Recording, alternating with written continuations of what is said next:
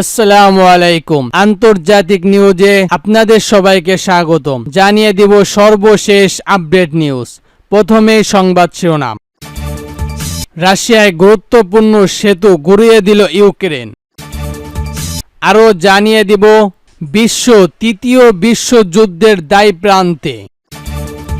সর্বশেষ জানিয়ে দিব পশ্চিমবঙ্গের বিক্ষোভ ছড়িয়ে পড়ছে ভারত জুড়ে। শুনছিলেন সংবাদ শিরোনাম, এরপর বিস্তারিত। তার আগে আমাদের ভিডিওটি যদি ভালো লেগে থাকে তাহলে লাইক কমেন্ট শেয়ার করে দিবেন, আর আমাদের ভিডিওটি সর্বপ্রথম পেতে চ্যানেলটিকে সাবস্ক্রাইব করে রাখবেন।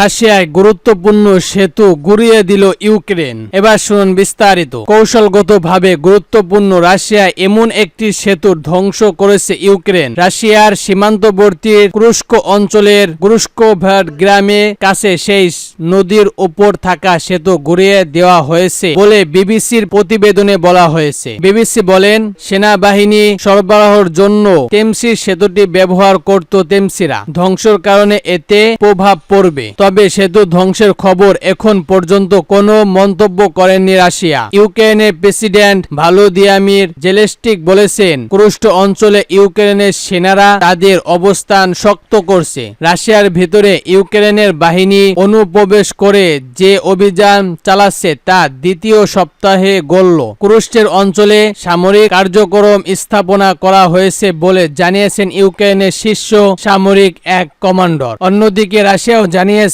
অঞ্চলটি থেকে 1,20,000-এর বেশি বাসিন্দাকে সরিয়ে নেওয়া হয়েছে। 2022 সালে 24 ফেব্রুয়ারি ইউক্রেন সামরিক অভিযান ঘোষণা দেন পুতিন। এরপর আজ পর্যন্ত টানা 904 দিনের মতো চলছে এই যুদ্ধ। এতে দুই পক্ষের বহুত হতাহতের খবর পাওয়া যাচ্ছে, তবে যুদ্ধ বন্ধের এখন পর্যন্ত কোনো লক্ষণ নেই। উল্টা পূর্বে ইউক্রেন দেশ দুটির মধ্যে সংঘর্ষের পরিমাণ অনেক বাড়ছে।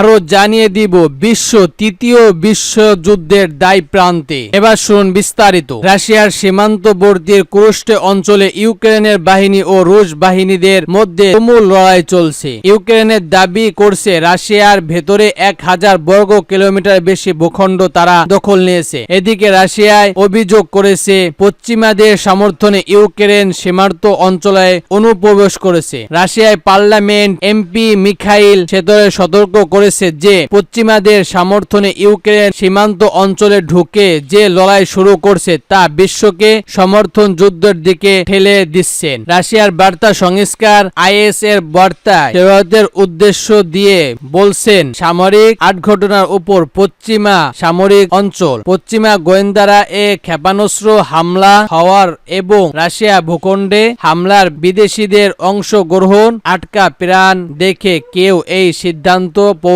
পারে যে বিশ্ব তৃতীয় যুদ্ধের দায়প্রান্তে পৌঁছে গেছে। রয়টার্সের প্রতিবেদনে বলা হয়েছে, গত 6 আগস্ট ইউক্রেন সেনারা কুরস্কের অঞ্চলে ঢুকে পড়ে। এরপর গত বৃহস্পতিবার ইউক্রেনের শীর্ষ সামরিক কমান্ডার বলেছে রাশিয়ায় তুরস্ক অঞ্চলে তারা একটি সামরিক কমান্ডো সেন্টার স্থাপন করছে। রাশিয়ার পার্লামেন্ট প্রতিপক্ষর কমিটি সদস্য সেরামেন্ট রুশ প্রেসিডেন্ট ভ্লাদিমির পুতিন কথায় প্রতি দাবি করে বলেছেন, নাটো দেশগুলো ইউক্রেনের এই আগ্রাসর পরিকল্পনা সবুজ সংকেত দিয়েছে। এছাড়া পুতিনের সহযোগী নিকোলাস পারসেন শুক্রবার ইউজেনের পত্রিকায় এক সাক্ষাৎকারে এসব অভিযোগ করেছেন। তিনি বলেন, রাশিয়ায় ঢুকে ইউক্রেনের সেনাদের হামলার পেছনে পশ্চিমাদের হাত রয়েছে। 2022 সালে 14 ফেব্রুয়ারি ইউক্রেনের সামরিক অভিযান ঘোষণা দেন পুতিন। এরপর আজ পর্যন্ত টানা 904 দিনের মতো চলছে এই যুদ্ধ। এতে দুই পক্ষের বহুত হতাহতের খবর পাওয়া যাচ্ছে, তবে যুদ্ধ বন্ধের এখন পর্যন্ত কোনো লক্ষণ নেই। উল্টা পূর্বে ইউক্রেন দেশ দুটির মধ্যে সংঘর্ষের পরিমাণ অনেক বাড়ছে।